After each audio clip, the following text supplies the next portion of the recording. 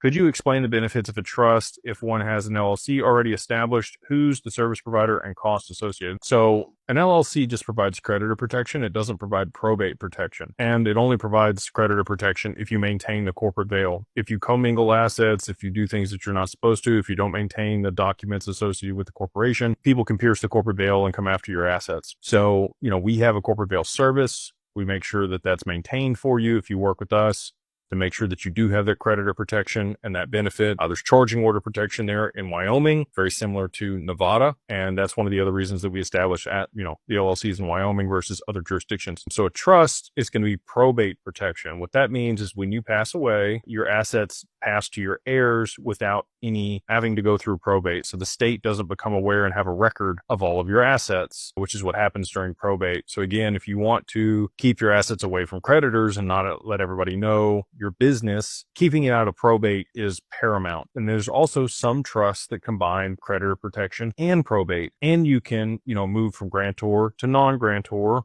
or vice versa, depending on if you gift the assets out of your taxable estate. So trust provides three different things: probate protection, creditor protection, and then also, tax protection, or being able to move it out of your taxable estate, depending on the type of trust and depending on if you want to go ahead and complete that gift. The creditor protection often takes a couple years to season in for a trust. You cannot be in the middle of litigation or divorce or have creditors pursuing you or owe taxes. If you do want to set up an asset protection trust, you're going to have all those things out of the way and not need it. Problem is, most people want to set this stuff up when they need it. They're trying to remove assets or hide assets. Can't do it then. You got to do it before then. It's kind of like insurance or life insurance or health insurance. You want to have that stuff in place before you get sick or before you're in a position where you're going to need it. It's hard to think about that stuff when it's not paramount on the front of your mind. But if you can be proactive and set these things up, you're going to be in a much better position over the long term. So hopefully that provides you a little bit better clarity on what a trust is and the protections it provides and why you may want one.